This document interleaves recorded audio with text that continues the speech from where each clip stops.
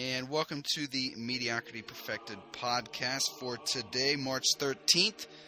We have a special show. It's going to be our religion episode with myself, Mike Krosky, Matt McFadden. Hey, buddies. Rich Goopsh. Good evening. And making his show debut is Corey Pazinski. Nailed it. I got the last name right. Starting out strong. What's up, guys? Right. Go Poland. Hey, Corey. So, all right. So what I think would be a good way to start the show is do just a brief 30 seconds or less of your kind of overall synopsis, thoughts, feelings on religion. So let's start with you, Matt. So I think a good I recently read Richard Dawkins' book, The God Delusion, and he kind of laid out this 7-layer spectrum ranging from like complete believer in religion to complete atheist, and then he kind of had different marks in between. And I think on that scale, I would be somewhere in the middle, leaning towards belief in afterlife. So pretty agnostic. I really don't like organized religion. I think there's way too much corruption and abuse of power. But I also I get these feelings sometimes as if there's just something more. And I'll say that I've heard guys like Jim Brewer and Jay Moore talk about experiences they've had where they just get these weird feelings. And so I would say I'm fairly agnostic, but still holding belief in something greater than us. Fair? That's very fair. How about you, Rich? I don't necessarily believe or disbelieve. The only reason I don't disbelieve is because you can't possibly absolutely know if there is an afterlife or there isn't. I mean, I personally don't feel like there is, but I'm okay with people who do believe it. As long as it's not crammed down my throat, I don't really care. I try to observe the universe around me, and none of it suggests that any of it exists. But I can't say that it doesn't because you can't prove that it doesn't. That's correct. How about you, Corey? I fucking hate religion. All right, he's coming out guns blazing. Nah, I used to be agnostic until, once you get, and I believe that you can't really be an atheist because no one knows everything. You're not the saying there is no God is like you're not the all-knowing master of the universe. But once you get to 99.9999999%, it's like, okay, I'm an atheist, just like I'm 99.9999 don't believe in Santa Claus, or everyone's an atheist. Like nobody's worshiping Zeus anymore. I just take it one god further, so it's just easier. Where agnostic kind of means like you're more in the middle. So I would say I'm atheist. I think religion is one of the worst things after greed, the inability to empathize. Then I'd say religion comes next. So yeah, was raised Lutheran and all that, but then starting about high school and college. Whoa! We'll get to all that shortly. Okay. It's all right. As for my personal beliefs, I'm just kind of in the middle. I just doubt it. I don't see how anybody could go completely one way or the other. Where I absolutely believe in Jesus, and then I have proof.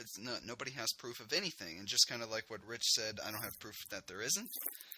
But I'm going to lean more towards that there isn't a God or Jesus or whatever, for the pure and simple fact that I would like to have some sort of proof in front of me or something that makes sense besides faith or just blind believing. So I think one big thing is a lot of people use it as a comforting, because death is tough on the living. Yeah. So when a loved one dies, that's tough. But so now we've all kind of mentioned our basic thoughts and feelings on it.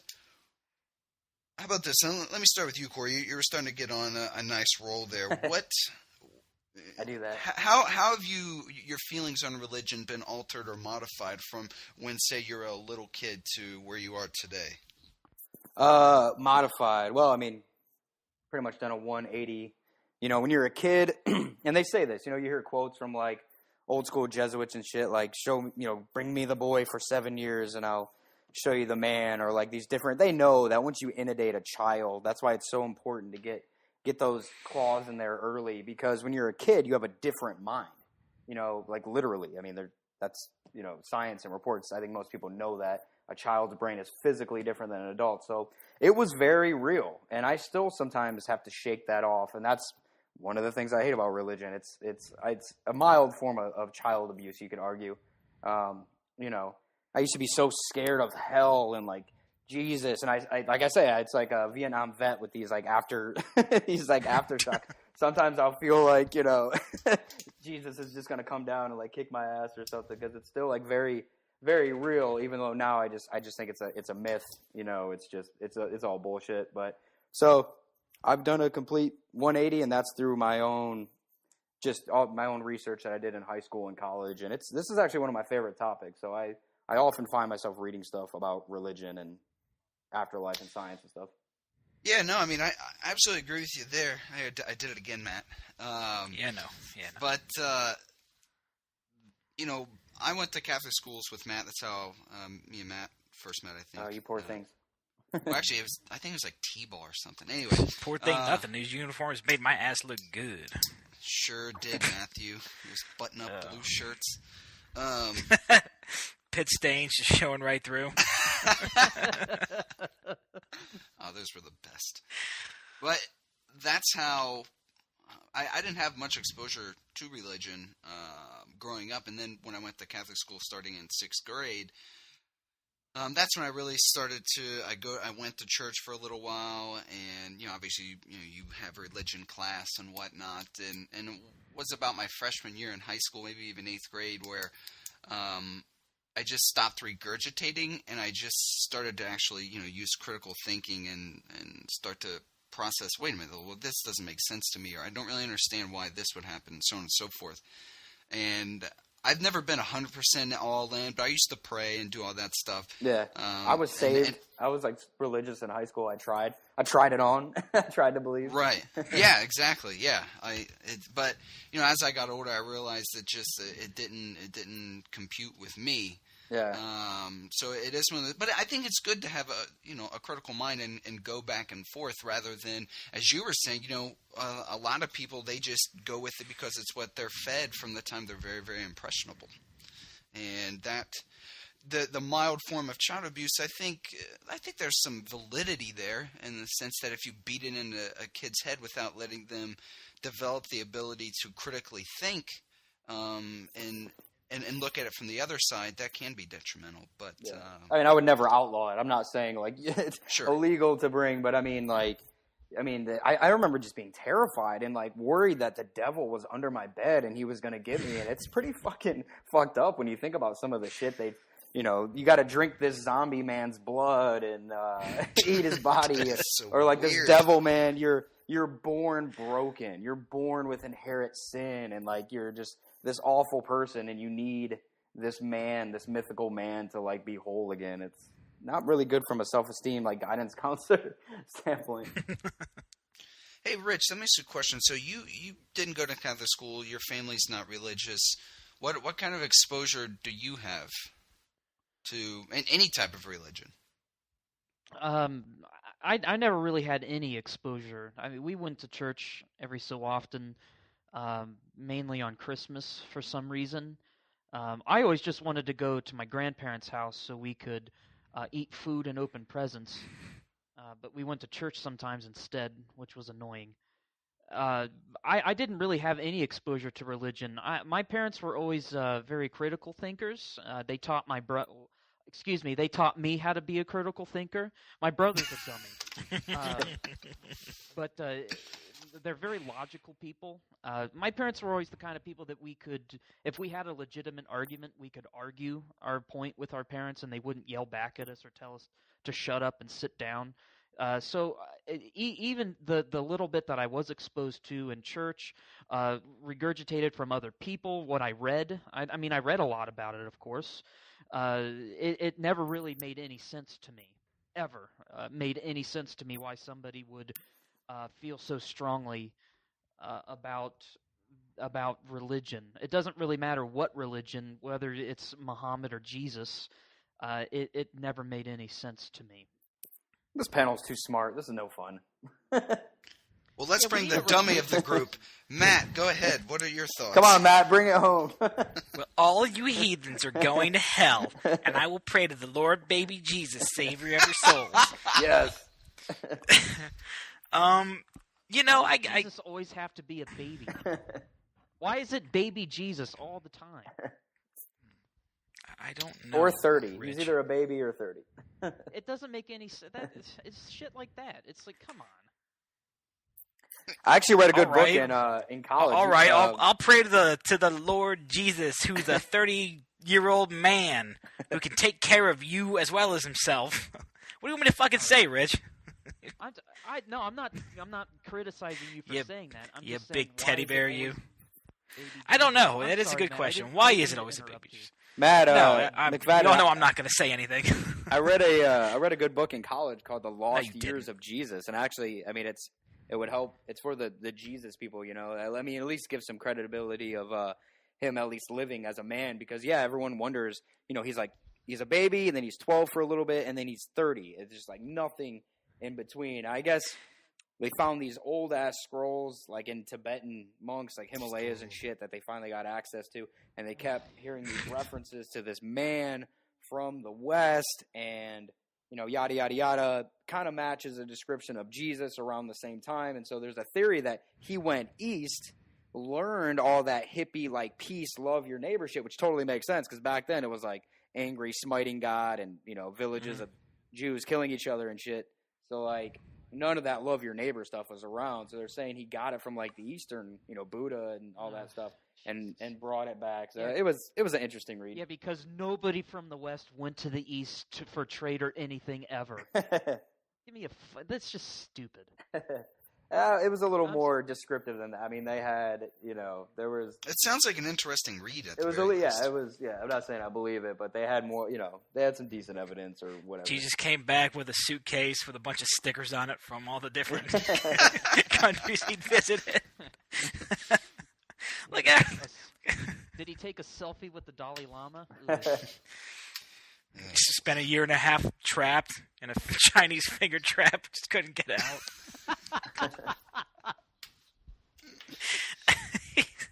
Turns out he's not so smart after all, is he?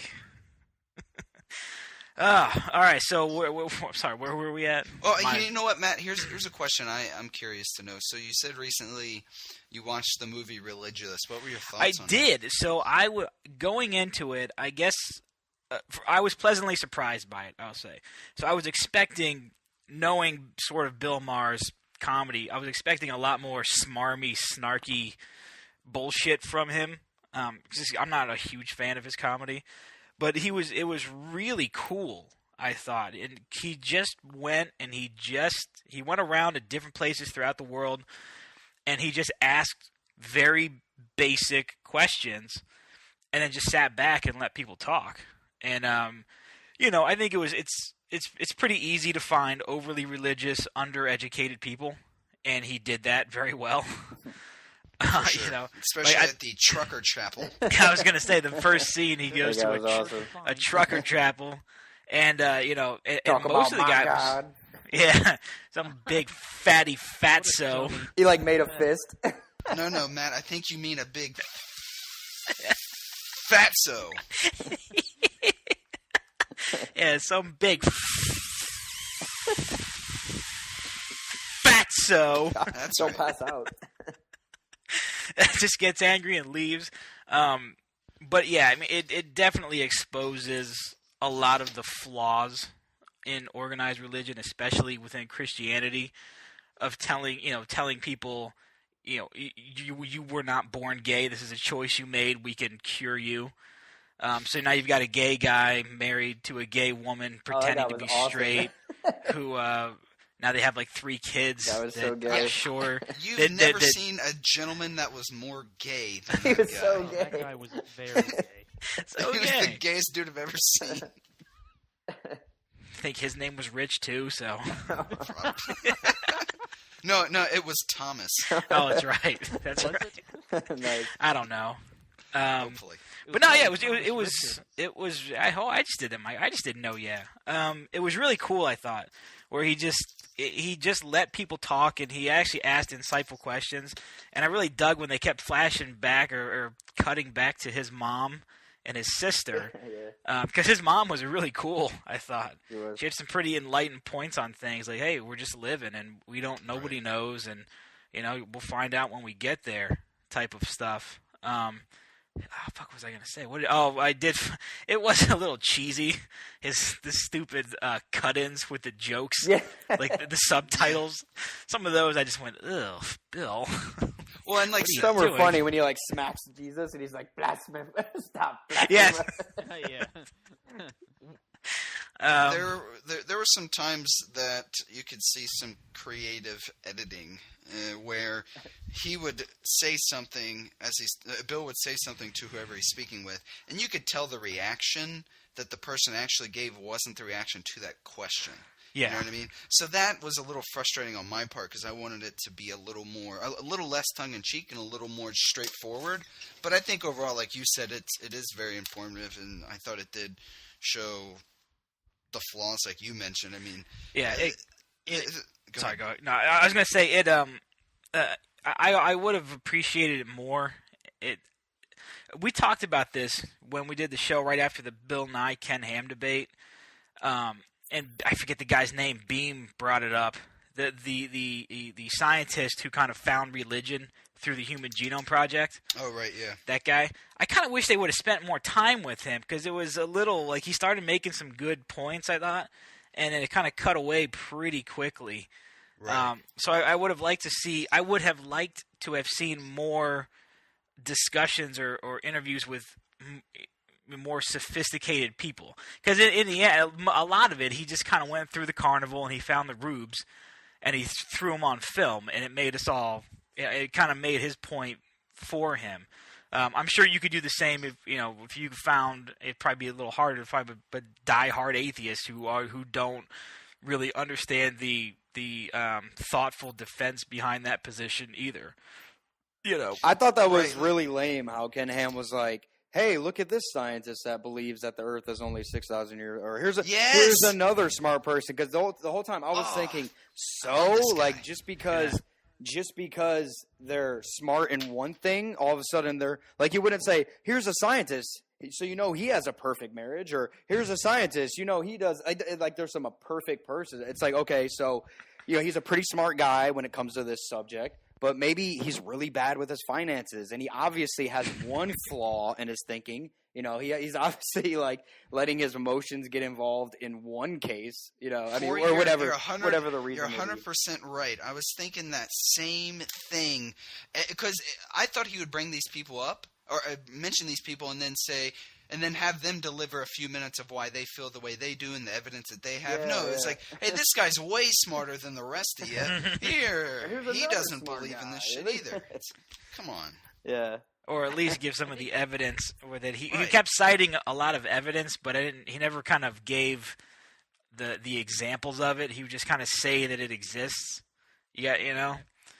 But Sorry, that's the audience. They're just looking for quick little. They're not actually looking bias. for the truth. They just want. Right. Yeah. Well, so the next time they argue with an atheist. Beliefs. Yeah, exactly. Well, actually, no. Here's 7 scientists that believe. That's all they want.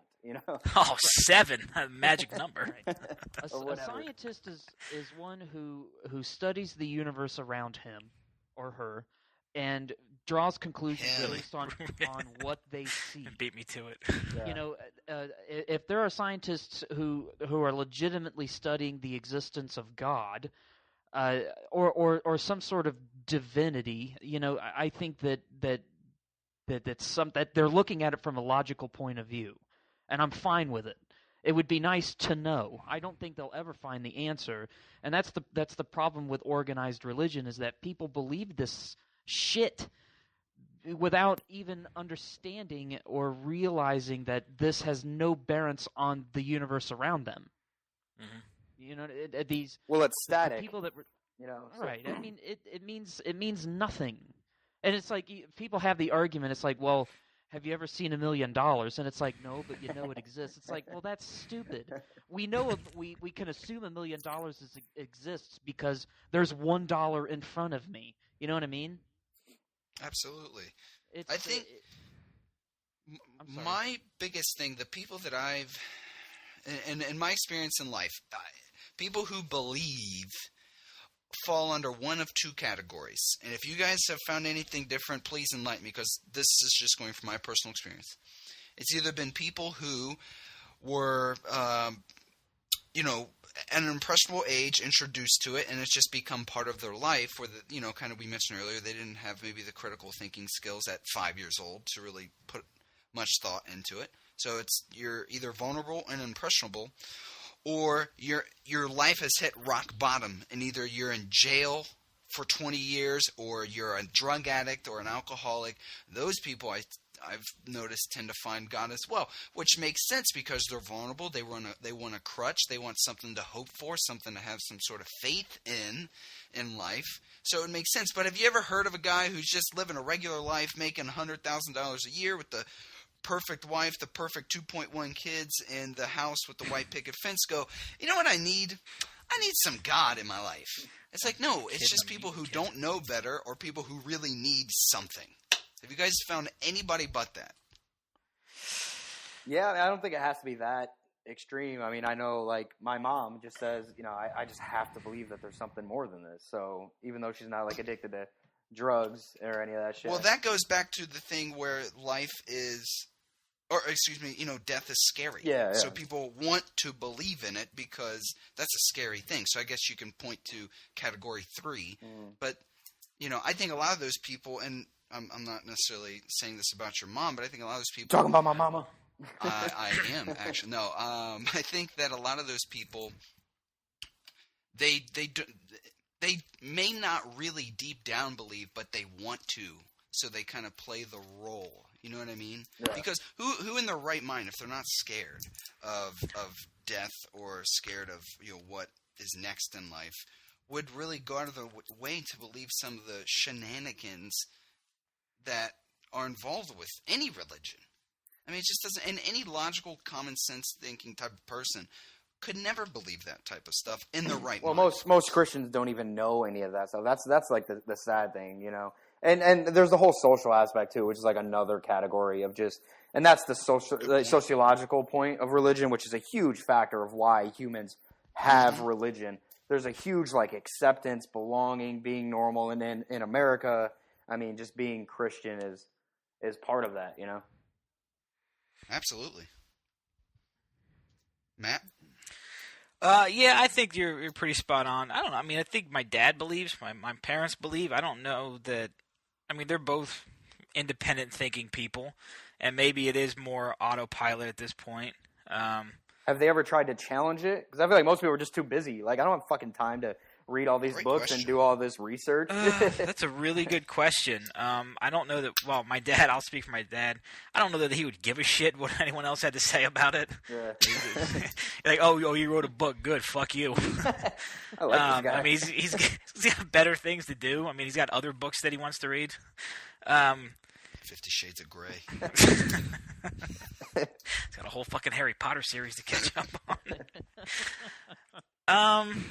But yeah, I think that I'll speak for myself. Then I think I kind of believe. I didn't really do much research either way until a month and a half ago when I got this idea to do a religion show. Good for you, though. I mean, a lot of people would have been scared. I mean, so many people don't want to know the truth, or they don't want to change. Change is scary. Well, you said truth, but I don't know that there's truth. And to whatever, put a philosopher's hat on, there's really you could pose the question that do you really know anything? Right. And I think an extreme example would say, did you really know that 2 + 2 = 4, or have you just performed a lot of experiments and you seem to get the same result? Right. But that's not necessarily indicative that if you added up 2 + 2 the next time that you would still get 4. That's kind of a pot talk philosopher thing, but I think there's some applicability to it. Personally, I think I've always kind of floated through on it. I kind of just keep it in the background. I went to Catholic school for 12 years, and then I went to a college that is expressly non-religious. And it just kind of like, it was there. I never really thought much about it. I mean, I was an altar boy for a time, and I just did it. It was kind of like a job. It was kind of fun. Hey, look at me. I'm doing something on the weekend.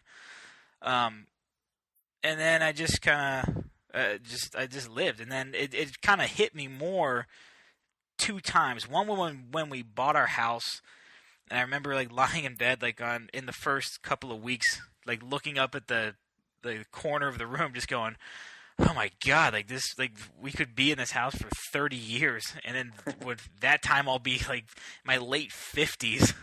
Ew. And I started freaking out a little bit. I know. And then the second time was that we're having a kid, and so now I started thinking like okay, I'm 29, and someday my kid's gonna be 29. I go, oh God, I'm gonna be 58. So wait, are you admitting that your life is just scary, so that's why you believe in God? I never said I believe in God. I said I believe I get a feeling that there's something. But that's part of it. Yeah, that's a terrifying thing. Mhm. You know, what's so terrifying about death? Maybe that's not the right thing. I would You say guys should have not told me Rich was a existing. sociopath. I didn't realize. Ceasing to exist is pretty terrifying. And I understand the argument. Well, everyone who's ever lived has died. So how bad can it be? But if you could ask them, would some of them still rather be around? Probably. Well, sure they would. But what's frightening about it, though? I think your brain the kinda concept freaks of out. zero, of not existing, ceasing to exist, I think is pretty. I don't think that we can fully process it because in our existence we've always existed, right? Like each individual person. So to think about a planet or life when you're not there anymore, that's absolutely, I don't know, frightening is the word. Yeah, I don't think it's the right word. Certainly, it's unsettling. It's mind-boggling. Yeah. It's hard to wrap your mind around. Like, Rich, you don't feel those very primal of just, because I mean, our brains, anything alive, your one job is just to stay alive and to procreate. Survive. And to procreate. Sure. So when I think about non-existing, I feel like a very like primal part of my brain like kind of freaks out or gets unsettled a little bit. I don't know. I mean, if I were walking on the precipice of a cliff, I would be afraid of not existing because I would die probably a painful death. That would stink. Simply not existing doesn't bother me, to be perfectly honest with you, because the energy that's in my body will just go back into the universe and do something else. Yes. The idea that me as who I am will not move on doesn't frighten me at all one bit. Well, again, I don't think frightening is the word. I think you're kind of hanging on to that too much. I don't think that's what Matt meant. Let me rephrase then. It's mind-boggling to think that the universe is as big as it is. It's mind-boggling that physicists can figure things out that are so large. Not existing after death is one of those things that the human brain can't comprehend. Right. And I think that does, like what Corey said, instill that primal instinct of I would rather keep going. Okay. And not existing is something that our brains just don't our brains just don't understand, because like you said, Mike, we all exist. I guess a better way of describing it is it doesn't. I understand what happens after, based on empirical evidence, what happens after somebody passes. You've just come to terms with it, so it doesn't really bother you too much. After that, it doesn't bother me one bit. Yeah, I'm kind of in that same boat now. I've gotten over it. I mean, do you understand what happens to people who die? Or do you understand what happens do you understand what people see when someone dies? I guess so here's what's really been, and I'll say it's been freaking me out. I spend most of the month of December and about half of January, almost daily, going through this thought. Think about the instant you die. Okay, like the millisecond you die, and then the next millisecond, and like that void, that crossing the line from known to unknown is just like, I don't know. Well, couldn't you argue you live forever because you never know when you die? So doesn't that moment continue on for infinity? That's a good point.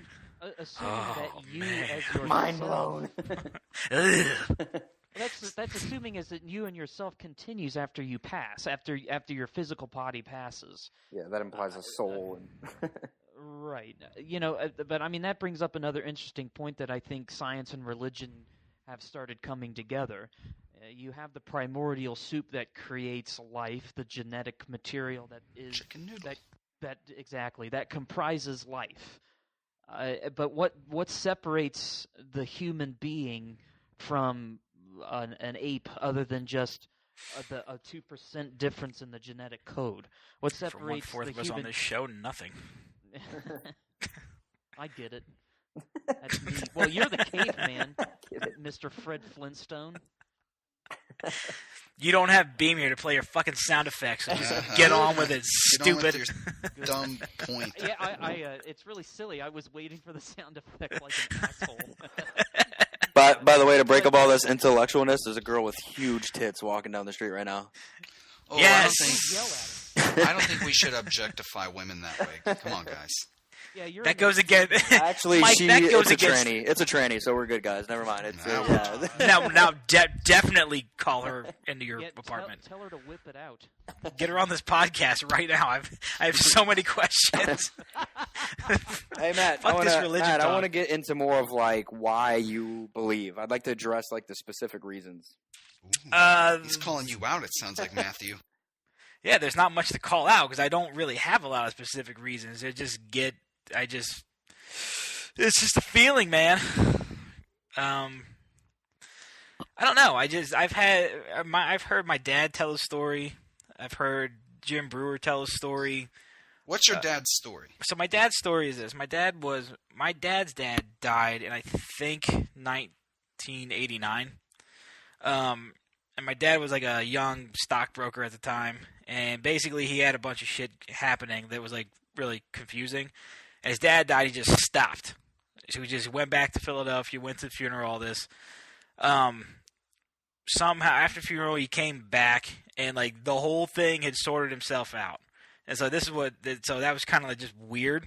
Like it worked itself out in the best possible way for him, even though it was like, I like don't he know wasn't what you there. mean, Matt. I don't really know. I don't know. Some Oh, fucking okay. client bullshit, and then something. It doesn't matter. Okay. So then he goes, I swear, it's like I was sitting in my office, just doing work or whatever, and I just out of nowhere, he's like, I swear to God, I heard my dad's voice, his dad, just say, "Now don't screw it up." So that's his story of just kind of a weirdness. Just saying it out of nowhere. Jim Brewer's story was after his brother died, and I forget what it was, but it was something about, so his brother had a kid, and the kid was like 16, it's his nephew, and like he's on a beach trying to talk to this kid, and then I can't remember, I'd have to look it up again. But he had a whole kind of experience, and I've just kind of had some weird feelings from time to time throughout my life of just like, oh, like what the fuck was causing, like where the fuck did this come from? So I don't know. I just think it's cooler if there's something more. It's a lot cooler if there's something more. Sure, that's much more comforting. You know, I find the. But you're already fucking up your scientific method. You know, if you were like testing possible cures for cancer in the lab, and you wouldn't just automatically say, well, Petri C is kind of cooler, so I kind of want that one to be, you know, you got to keep your emotions and everything out of it and keep it completely objective, you know. You know. Well, I guess what I'm saying, there are things that I can't answer. I have no answer to. That's what I was looking for. So therefore, I'll leave the possibilities open to anything. Right. Is it just some synapse in my brain doing it that I'm just not aware of because there's a mind outside of my brain doing, you know, who knows? Possibly. Is it something else? Possibly. I don't know. Again, I like leaving the door open. I don't like the fact, or not the fact. I don't like people who just start trying to find ways to shut the door on Right. possibility, I guess. Sure. Yeah, I mean, any good scientist. I mean, even I don't close the door on anything. Scientists because, are fucking I read- lame.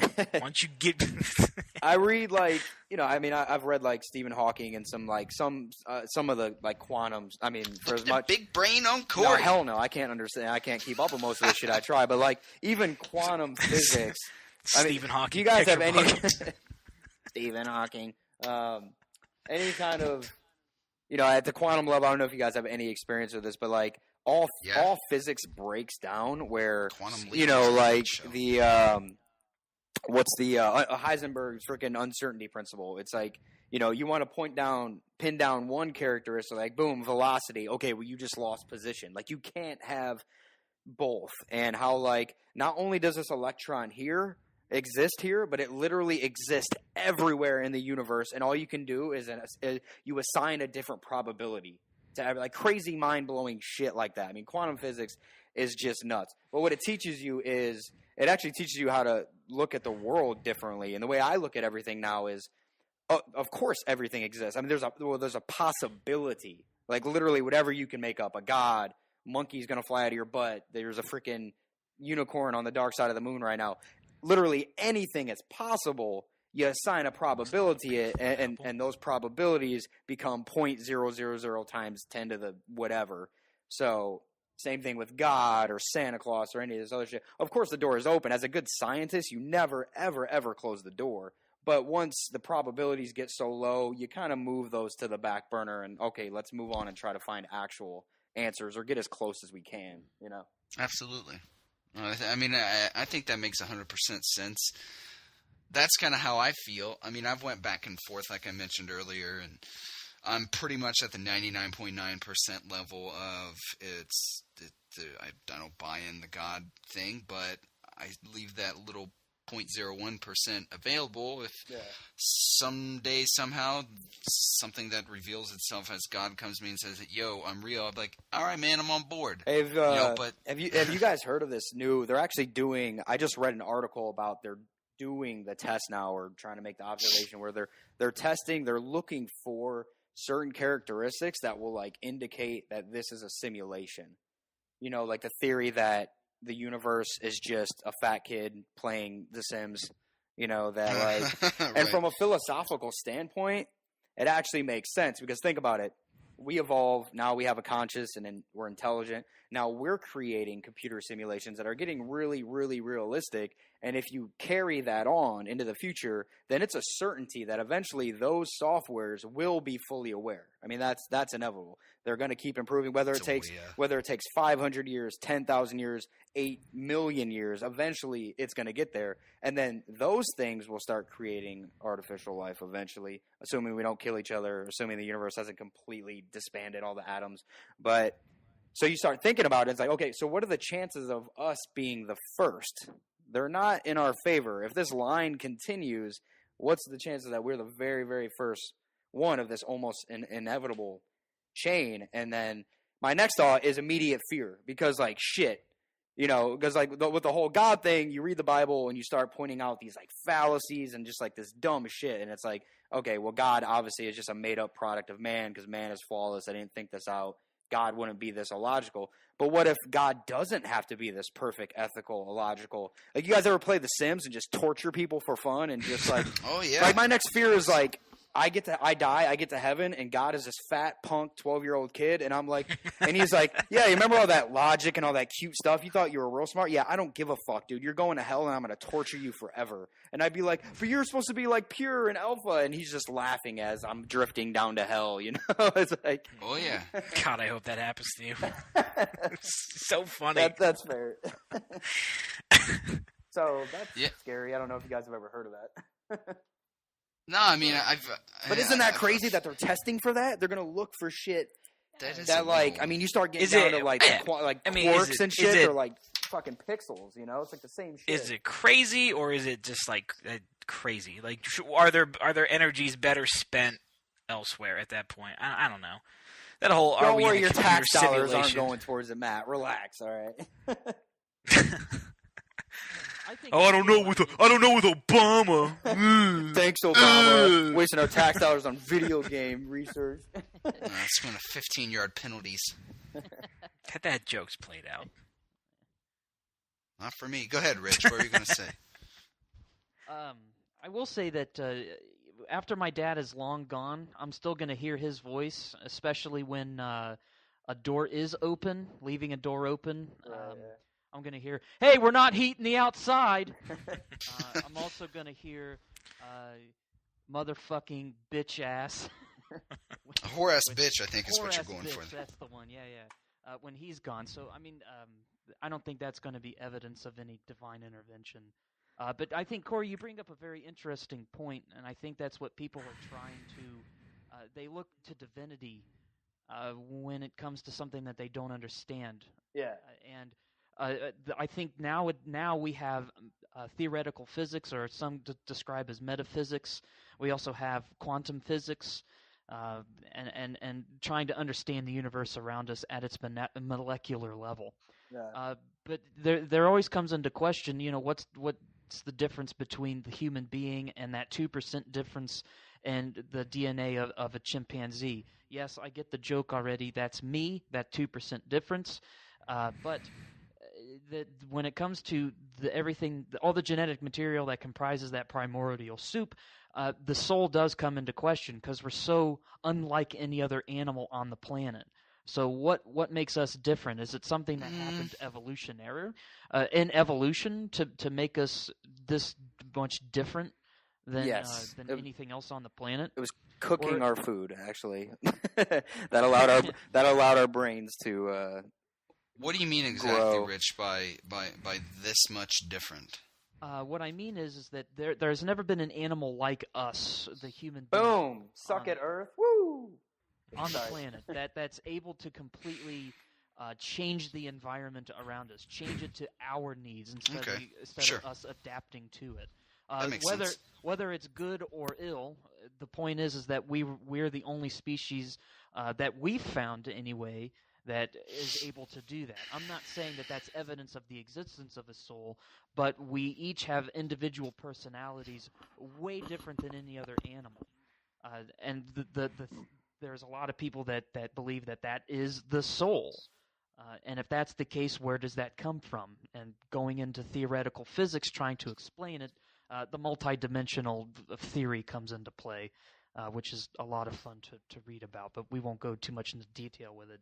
But I think physics is trying to figure out what the universe is trying to tell us.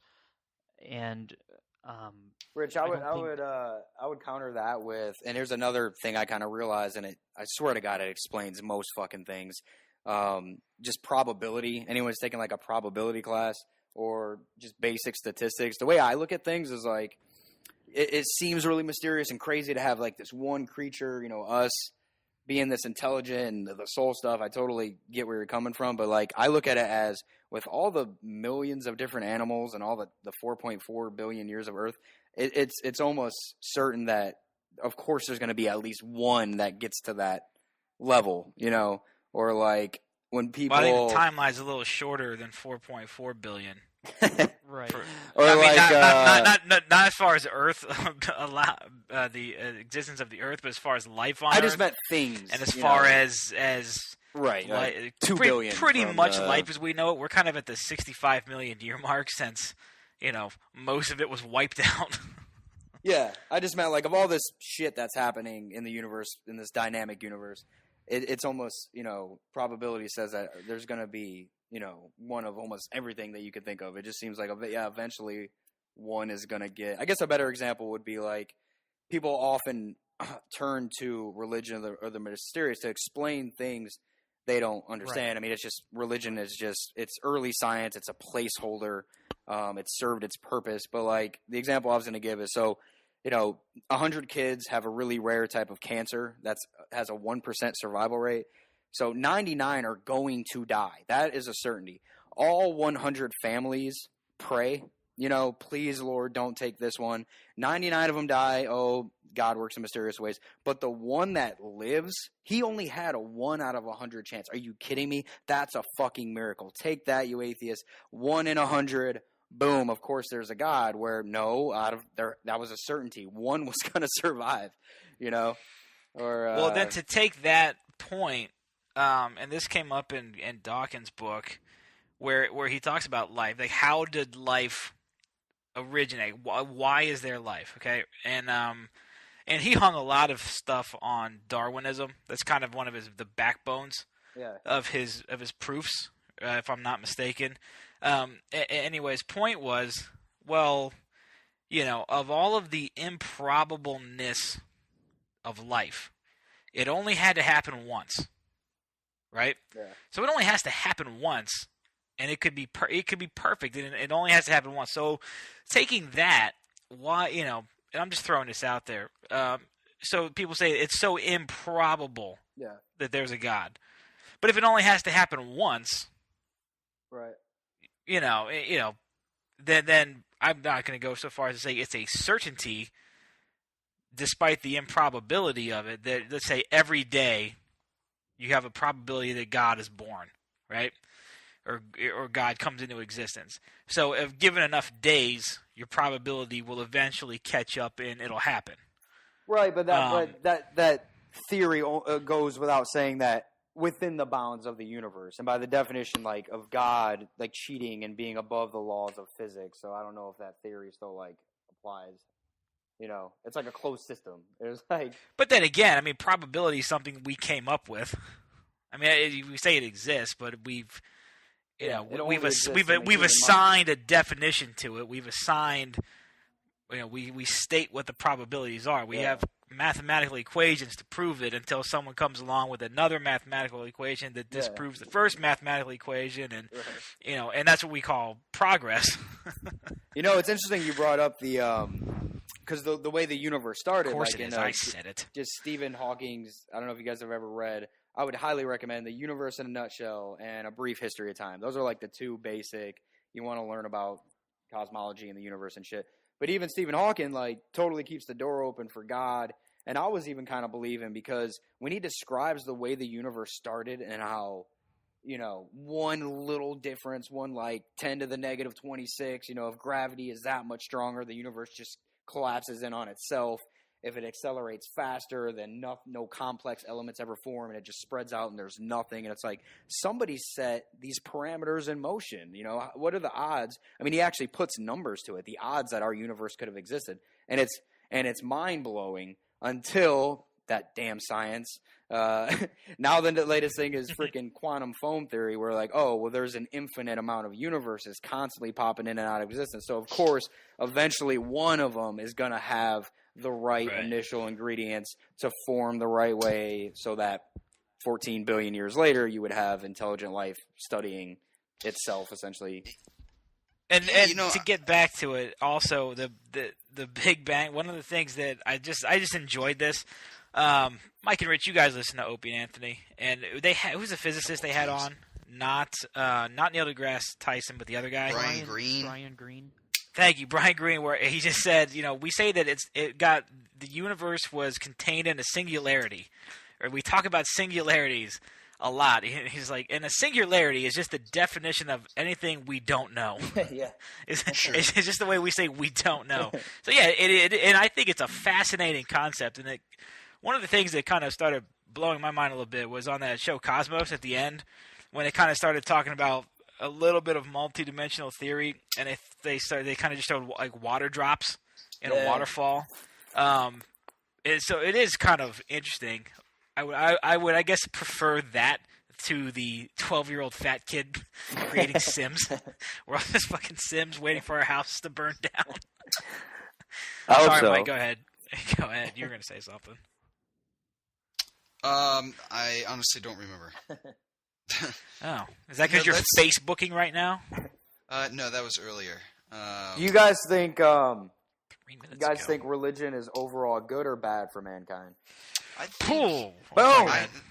That's a good question. I think there are certainly some positive things. The where I think it gets detrimental is where people rely on it and use it as a crutch for their actions, and whether those are positive or negative actions. So, for instance, people who do, mission trips or help the homeless or go to third world countries to help out, I think obviously all that's great. And then doing it on the guise of religion, it's hard to look at that negatively.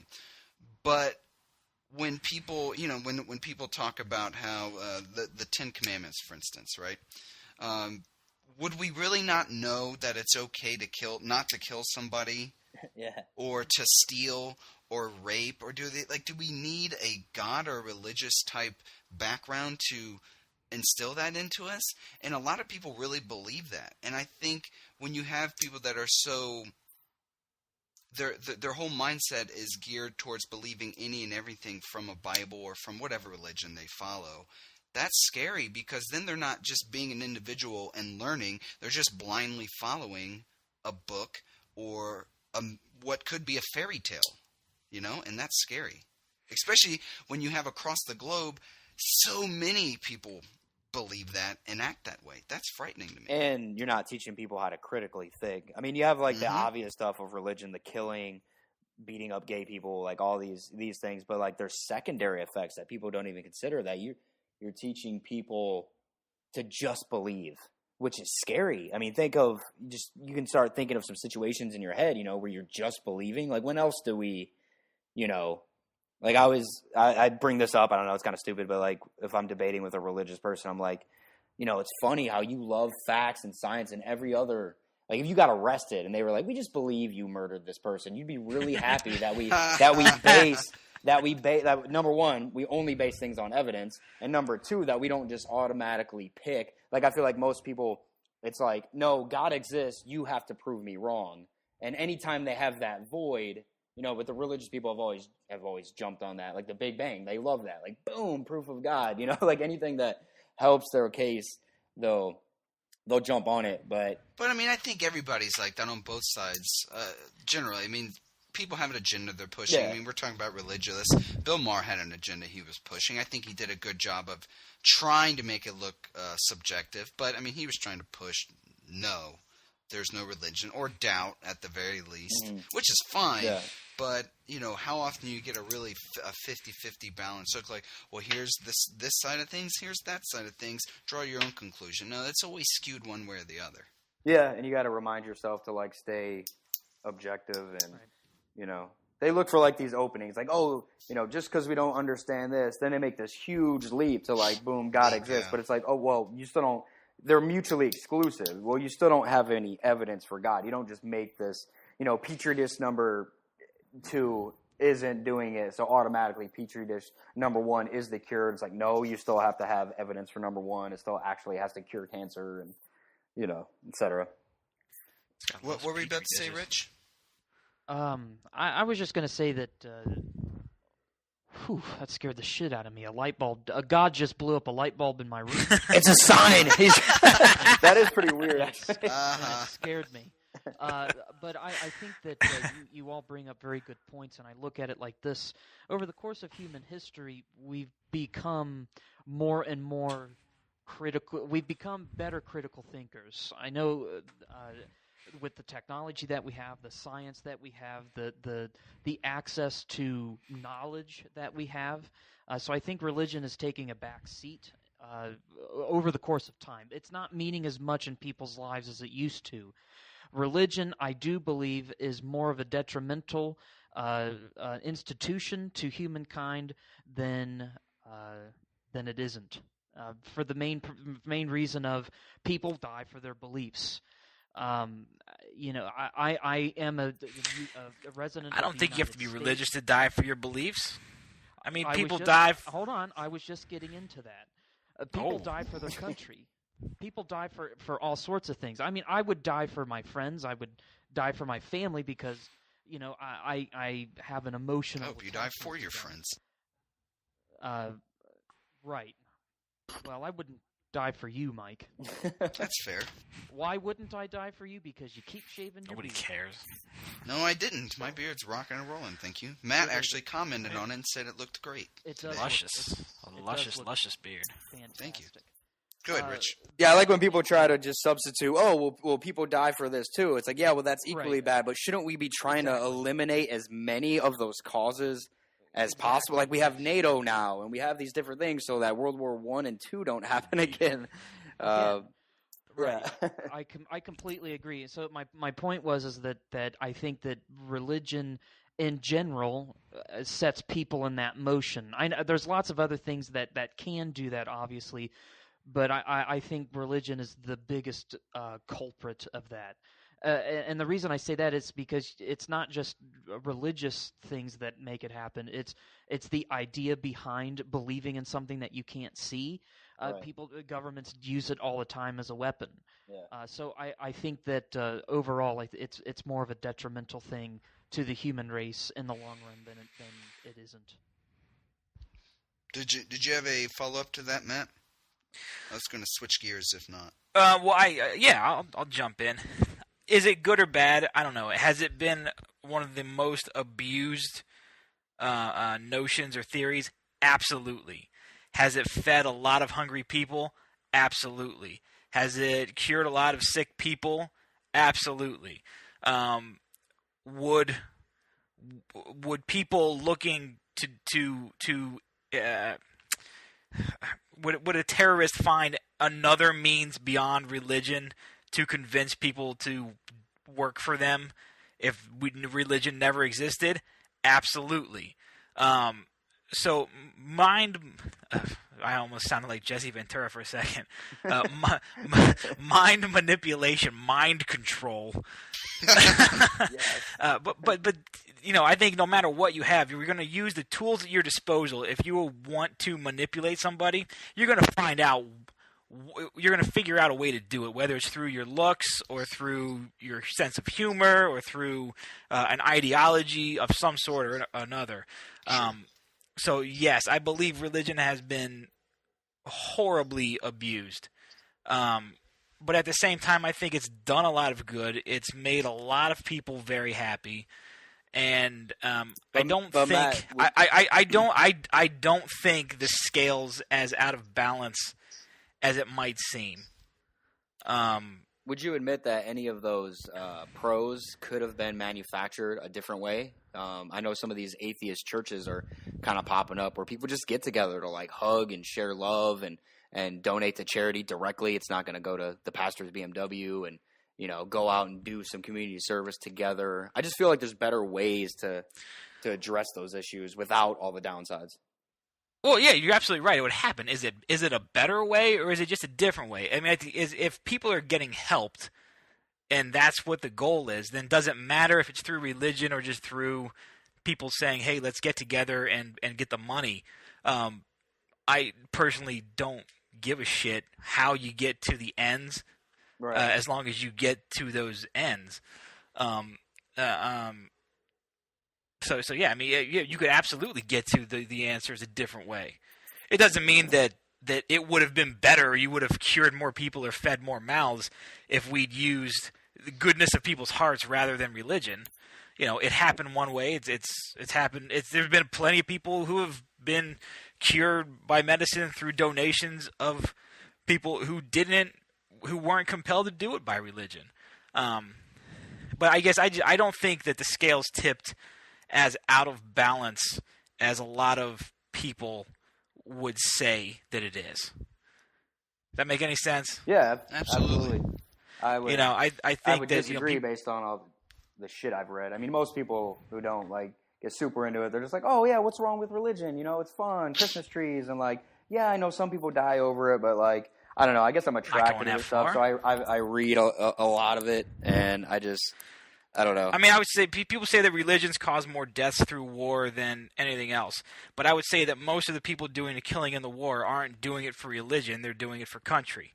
So I think the numbers there are skewed. Yeah. But I would look at it as, Universe A never had religion, and here you have these people feeding the hungry and doing some charitable stuff.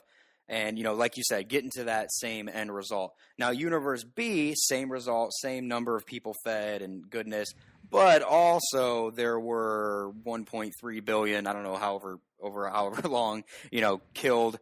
And, these people were judged and these gay people were beat up and, you know, these politicians were taught just to believe that something instead of looking for facts and talking to economists and, you know, all the other like downsides of religion. You know, it seems to be a better way. And that's like our job as humans is to always figure out a better way. So I just think we can accomplish all the good without the killing and the yelling at gay people in funerals.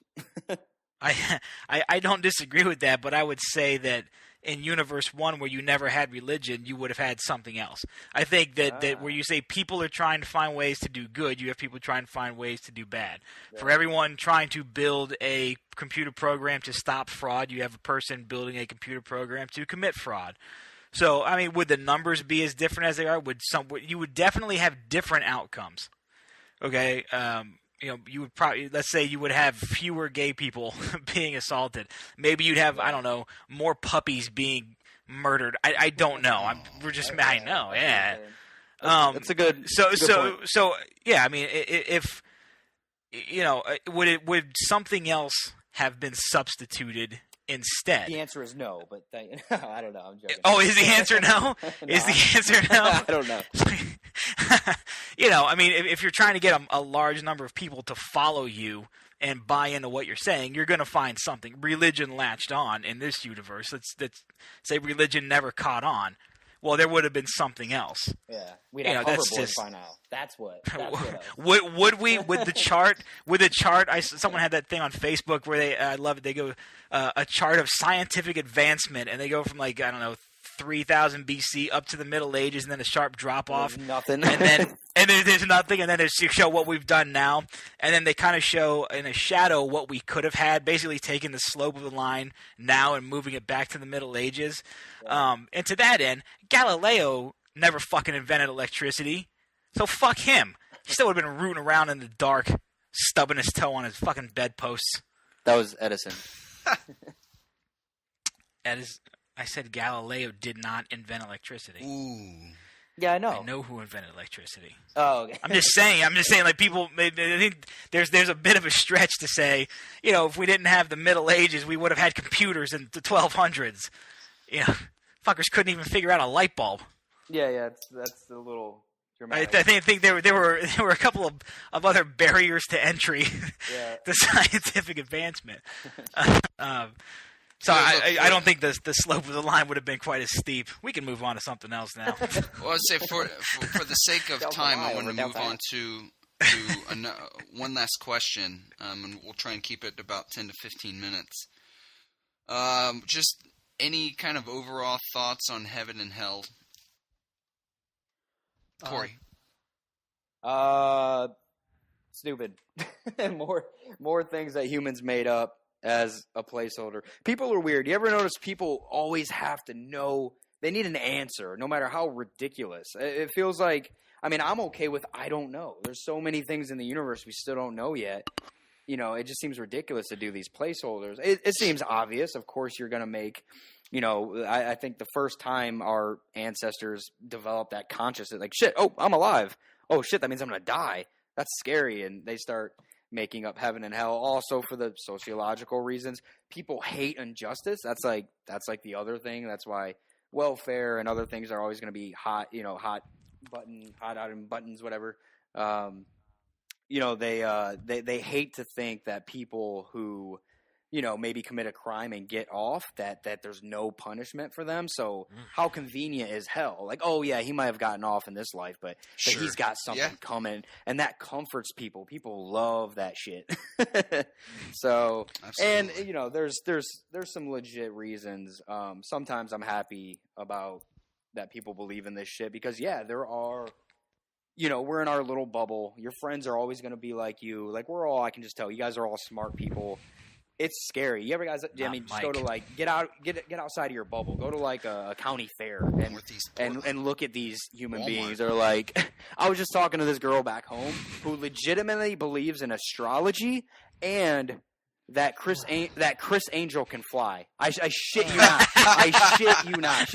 How do you explain that? How do you explain that? And oh my god, I don't want to get off topic, but like unbelievable that like you forget how dumb people are And yeah, I really the threat. No, I don't. The threat. No, I don't.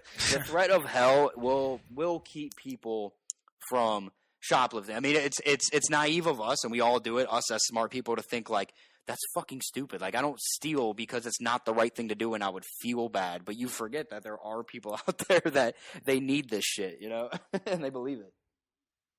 Absolutely. Rich, what were you going to say? Based on empirical evidence, I see no reason to believe that heaven and or hell exists. Nice. I like this guy. He might be a robot, but I like him. Lots of people say. Are you an operating system? I'm kind of falling in love with you. Not gonna lie. Ian, the guy that was on earlier, he has accused me on several occasions of being cold because I try to look at things from a statistical, I get that too. Evidence point of view. Yeah, I don't think that's. I mean, what else can you do? That's cold. No, I agree. I mean, honestly, what else can you do? How else would you look at it? No, there is no God. No, there is no. I've ran the analysis. I am creator. The data does not support it. Porn upload. Porn upload. Yeah, I hate the word belief. Every time I see one of our congressmen stand up and say, "We believe that this plan will blah blah blah," it's like, who gives a fuck what you believe? Tell me, show me the numbers. Expert testimony or something. Beliefs by definition are kind of valueless. You know, it don't really mean anything. Mm-hmm. What would you rather have? I guess what would you rather say? So let me change the setup. So Mike, I work in finance and we do analysis. So we basically put forecasts together and we believe that this is what's going to happen based on what we've seen happen in the past and what we know is coming in the future. This is what we believe the outcome will be. What would you rather? What would you rather have us say? I'd say these data, this number, these facts or whatever indicates that most likely blah blah blah. You're a All word right. prude. All right, we'll just call you thesaurus then. I mean, it's the same fucking meaning. Yeah, right. Yeah. Whoa! All of a sudden, Rich is getting really upset with that robot comment. Who's a robot now, motherfucker? his artificial intelligence is creating itself. My blood is boiling. What I meant to say was I short-circuited there. I'm going to text Ian and have him reboot you. Have you guys seen Her? Hopefully boots him in the face. No. Oh, It's you mean fucking with good. The Siri movie? I thought it was going to be stupid and like, how could you fall in love with an operating system? Or I at least thought people were going to make fun of him, but it's in the future and it's like a thing. People don't even like give him shit for it. They're like, he's like, yeah, I'm dating an operating system. Oh, cool. Bring her along to the picnic we're going on. Like, All right, Rich, there's still There's luck hope for for you, sir. It'll be called Him. oh. I get it because he's gay. It'll just be a blank space. It's really good. It might surprise if you haven't seen it yet. You should check it out. It's I thought it was kind of groundbreaking actually. It's pretty good. Oh, Spike Jonze is the greatest director ever. I hadn't even heard of Did it. you see that before. music video he directed where he was dancing in front of a movie theater? That fucking ruled, man. I can't take anything with Joaquin Phoenix seriously. I hate his mouth. Is he still making just- a mockumentary or what? I don't know. It's just What annoying. about Signs? That was a good movie. Oh man, you just gotta believe. It's all... You gotta believe, Rich. swing away. But Mike, we say that every year in football season. Corey too. Oh, I forgot to mention Corey's That's Corey's a big Bills fan too. Oh, you're Yeah. a dummy just like us. Huh, Corey? Go Bills, Good for you, man. buddy. You gotta Yeah. believe. I don't believe Jack anymore. It's not even worth my time. Oh boy. It just sucks. It's frustrating. It's been rough, but All right, so here to wrap this up. How about this, Matt? You said you did a lot of digging around, a lot of investigating and educating yourself. Mhm. What are 2, 3, 4 different maybe books, websites, movies, so on and so forth that you'd recommend to anybody who's listening? All right, real quick, Heaven and Hell. Don't really believe in that on my own, by the way. But as far as the books go, I think The God Delusion was a good book. If you can get past Richard Dawkins' snarky British fucking, I gotta take shots at everybody, bullshit. don't get the audio was- book then because it's him reading it in his snarky British voice. It was kind of hard to handle for my community. That was a good book. I would recommend Religulous. The other book I read was kind of a letdown. It was about this Christian missionary who went to the Amazon, and he was kind of a linguist, and so he kind of lost his faith. But he doesn't really have good reasons. Even when he wrote, he didn't have good reasons why he lost his faith. So I'm actually going to default now to Corey because Corey recommended The God Delusion. Mm-hmm. I would recommend go watch that Bill Nye Ken Ham debate on YouTube. That was pretty cool. Absolutely. And Joseph and the Technicolor Dreamcoat for some fact-based reporting. I would recommend any book by Sarah Palin. Russia, My Next Door Neighbor by Sarah Palin. I would just add any kind of like basic psychology and sociology just to get kind of an understanding like that and why people would want to make up a religion. I don't mean that to be insulting, but like there's two options. It's either religion is real and then you get into like, oh, which one and all that shit, or B, it's made up by humans. Those are the only two options.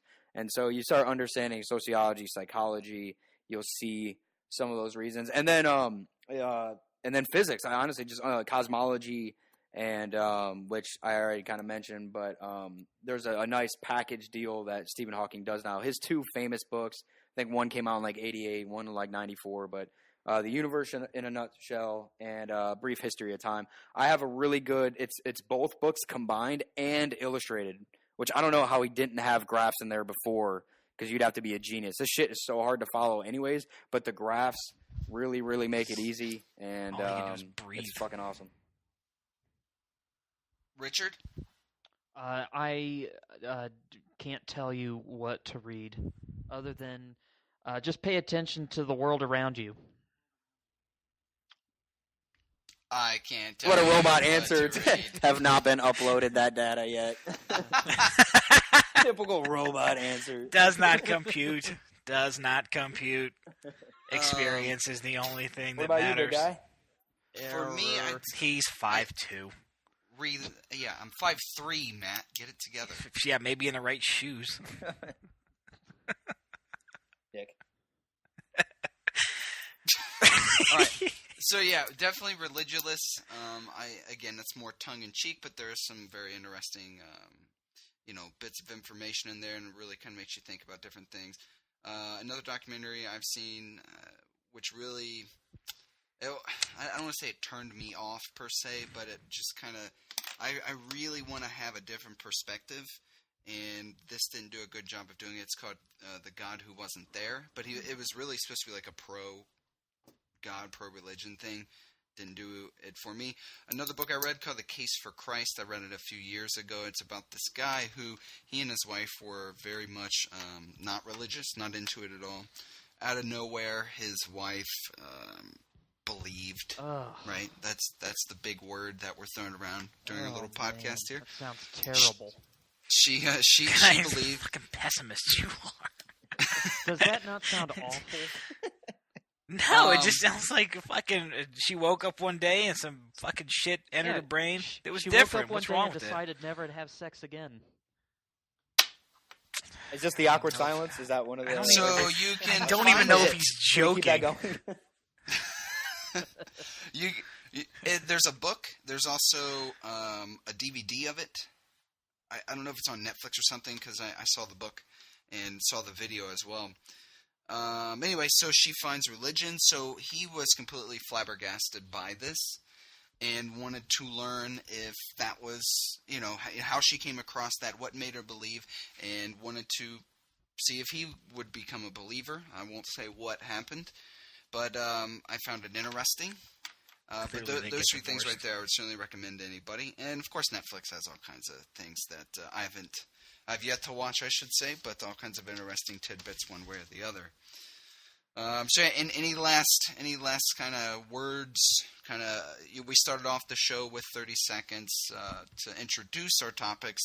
We can do maybe a 30 seconds to a minute to kind of conclude.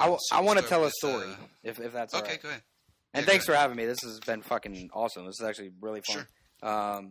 So this kind of, I don't know, really puts it in place or some perspective, I guess. So I get sleep apathy. I can't fucking talk. Apnea. I'm so nervous. Yeah. I've never been on the air before. Yeah. So I'll wake up. I'll wake up. Gonna listen. Yes. Saw you guys had like 4 subscribers, so not too worried about it. But Rocking and so rolling, I'll wake baby. up. 4. I'll wake up sometimes and I can't move. Like, it's the scariest thing ever. My brain is functioning. At first, I won't be able to tell if I'm dreaming or not, if it's real. Oh, but sleep paralysis. Okay. Yeah, sleep. Yeah, okay. I'm like screaming at my limbs to move and I can't. And I'm like, did I fall and break my neck? And now that I've done it a few times, I don't freak out and I just kind of be patient. But sometimes like I'll hear voices. And I brought this up to another guy at work. It kind of shows how engineers approach things. So this guy at work is an engineer. He's a really smart kid.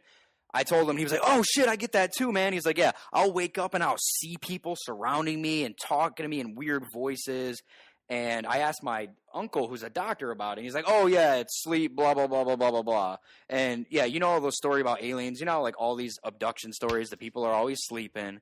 They wake up and they see people around them. They think they're on an operating table. Or I heard the devil talking to me, you know, crazy voice, blah, blah, blah. And it just really shows that, like, human beings just love – they don't know how to critically think. They love to make shit up, you know, where an engineer, his first thought is like, okay, there's a better explanation for this. You know, the brain is a complicated thing. It's rebooting up and it didn't, you know, boot up correctly like your computer does one in every X amount of times.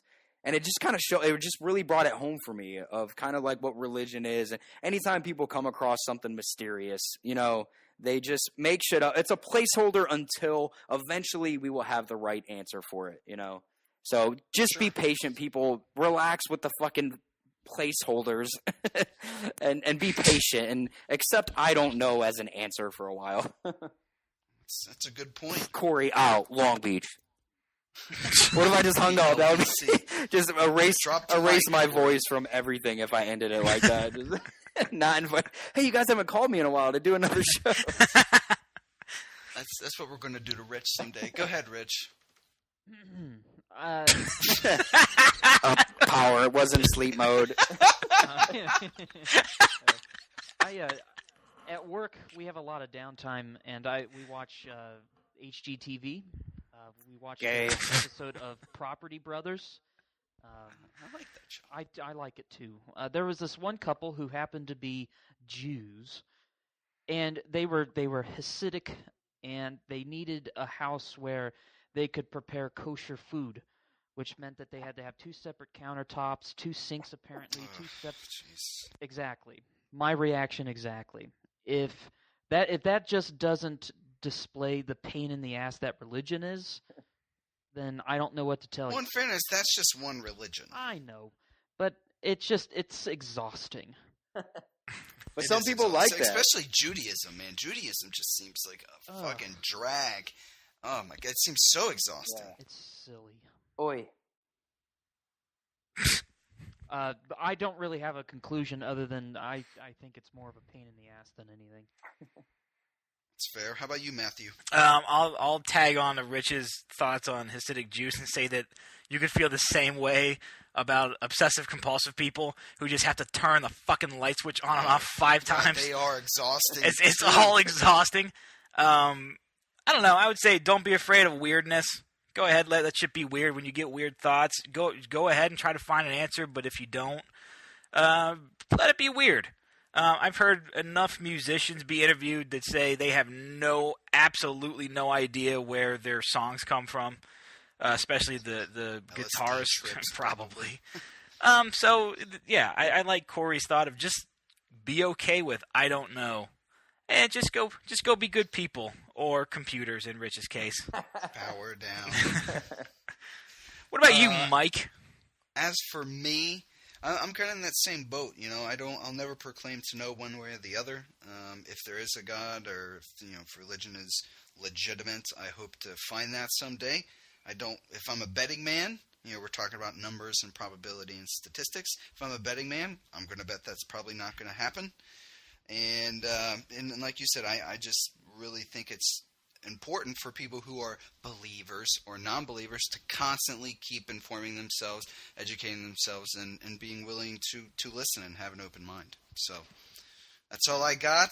I think it's a good show, guys. And yeah, go ahead and spread the word to everybody. So maybe we'll have 6 subscribers for the next show. So thanks, guys. Thank you.